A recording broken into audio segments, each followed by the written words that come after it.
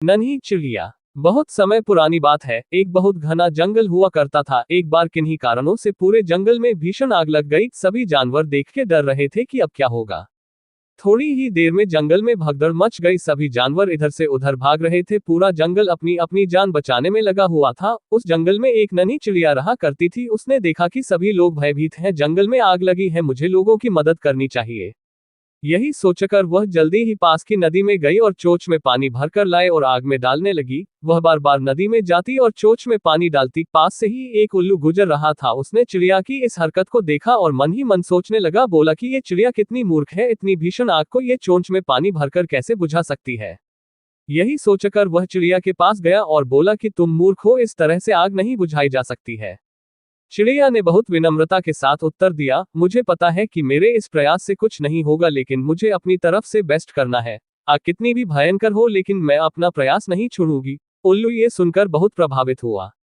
तो मित्रों, यही बात हमारे जीवन पर भी लागू होती है।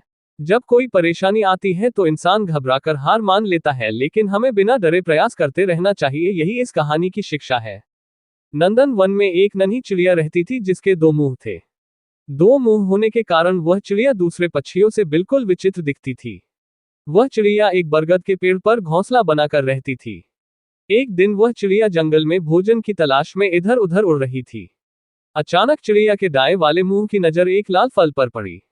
देखते ही उसके मुंह में पानी आ गया और वह तेजी से वो लाल फल खाने को आगे बढ़ी। अब चिड़िया का दायां मुंह बड़े स्वाद से वो फल खा रहा था।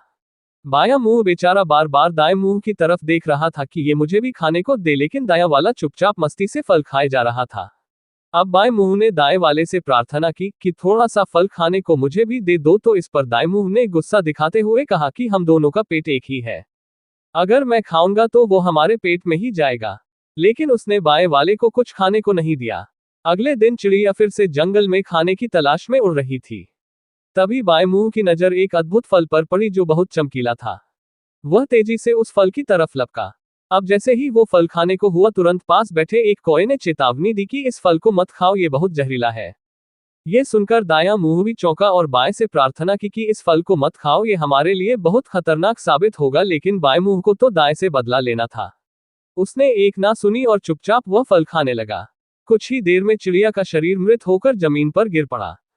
दोस्तों, कहानी सुनने में तो आनंद आया होगा, लेकिन जब मैं आपको इसकी शिक्षा बताऊंगा तो आपकी आंखें फटी रह जाएंगी।